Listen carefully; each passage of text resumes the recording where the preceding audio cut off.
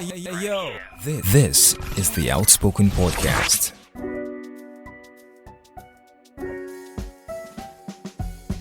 Learn to listen and pay attention. You need to learn to be comfortable with you and someone not having the same belief system, but still listening to what they have to say. You're not totally agreeing with somebody on a particular thing, but still listening to them to understand where they're coming from. Do you understand? So we are both in a conversation. I'm talking about how I think traveling by road is the safest, and you think traveling by air is the safest. Listen to me while I talk, just like I will listen to you when you talk. Do we have to agree? Not necessarily. Or should we listen to one another? Yes.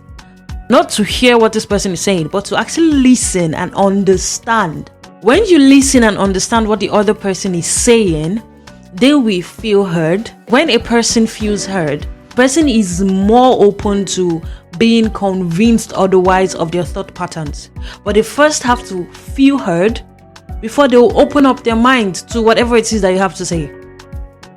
That's why most times in an argument, both parties are shouting at the top of their voices. Blah, blah, blah, blah, blah, blah, blah, blah. They both want to be heard at the same time, and that's not going to work. But most times when one party determines to listen to the other person talk, when the other person is done talking, the other party can pick up and talk. And at the end of the day, nobody is going to push the blame on the other person. Instead, both of them will end up saying, I'm sorry. We've seen this happen so many times. So you and your friend got into a fight. You guys started saying things to one another. When you guys were at the top of your voices, nobody was being heard. Nothing was being settled. But the moment where one person decides, okay, let me listen to what this person has to say.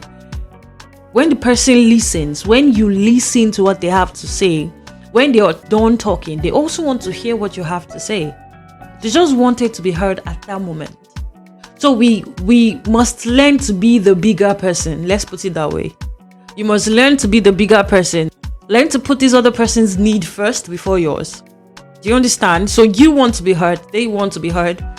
Yes, I know that. But try to hear what they have to say. When you've heard what they have to say and you've understood them, let them know that you understand them. And if it was a misunderstanding, then explain yourself. Now, you've heard them. They would want to repay the favor and hear you. But if you don't hear them out, it's not going to work out. If I hear you out and you don't want to hear me out, at the end of the day, somebody's going to leave that argument feeling cheated. Because I heard you, but you did not hear me.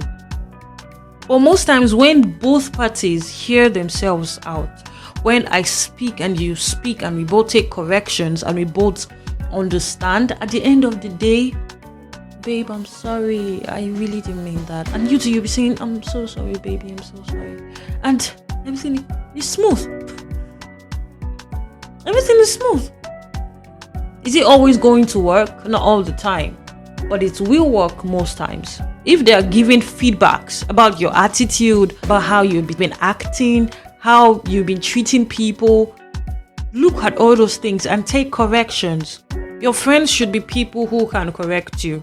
Your friends should be people who you can listen to. The essence of listening is not to hear what they have to say, but to understand what they have to say so that they can feel heard. The only point they will feel heard when there's a point of understanding. They know that, okay, they're not just speaking words, but these words actually mean something to you. But they will only mean something to you if you understand what those words are. Let's say I come to meet you and I'm like, I'm hungry. And you just keep quiet. And I'm like, I'm hungry. Did you hear me? You could have said, oh, really? What do you want to eat? And they'll be like, I really don't know. I'll figure it out. They will always figure it out. They just wanted to say it so that you listen. Do you understand? So little things like that are one of the things that you will need to put effort into to make your relationship work. most times when I'm talking about relationships, trust me, I'm not talking about romantic relationships. I'm talking about friendships, family relationships, and all of those things. Okay, maybe a little bit of romantic relationships, but not all the time. You don't understand me. And a trick that works in a romantic relationship, works in family relationship, works in a friendship relationship. It's always the activities in those relationships that are different sometimes. But the love is the same, the affection is the same, everything is the same. But what you do in those relationships are what differs. You don't understand that part, yeah? So the way you treat your friends is somehow connected to the way you treat your siblings. The way you would treat your parents' in-laws is somehow related or connected to how you treat your parents. Do you understand? So the way you treat your wife, if you're the elder brother, I think somehow is connected to the way you will treat your sibling closest to you. And the way you would treat your son is somehow related to the youngest person you have in that family. Do you understand? They're all connected. So it's still the same thing. They're just different activities that will be done in those relationships. Different conversations that will be said in those relationships. But it's still the same technique. The same way you would invest in a business relationship is the same way you would invest in every other kind of relationship. So what are we talking about? So when we're talking about love is, when we're talking about God's kind of love is the kind of love that is shown to everybody, regardless of the relationship you have with them.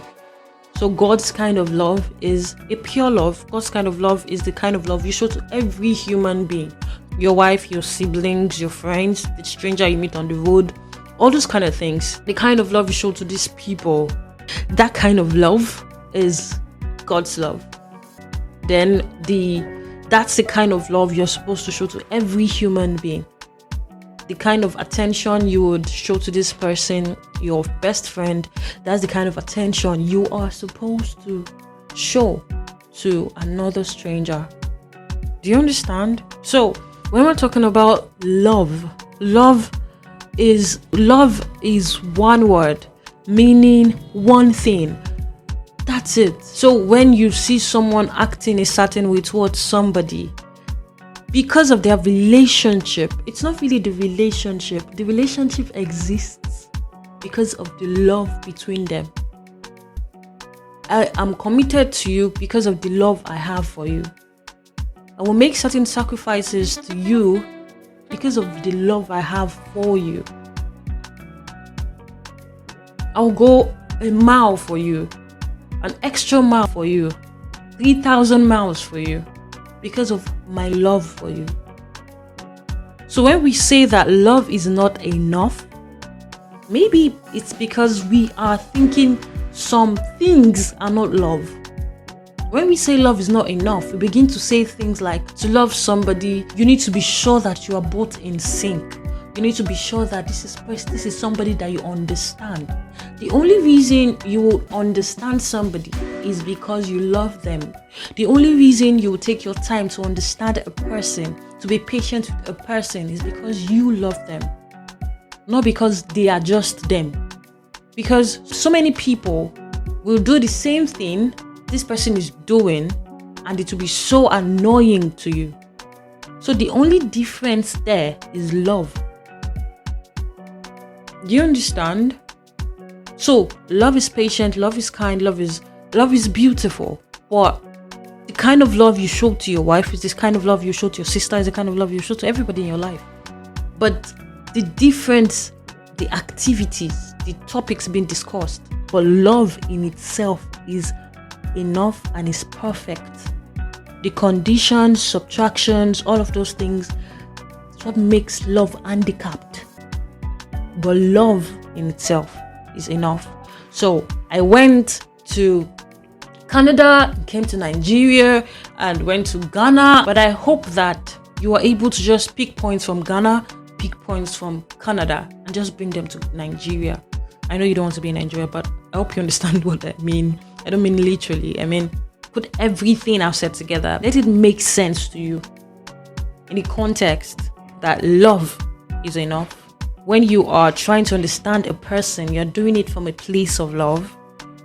When they're trying to correct you, they're doing it from a place of love.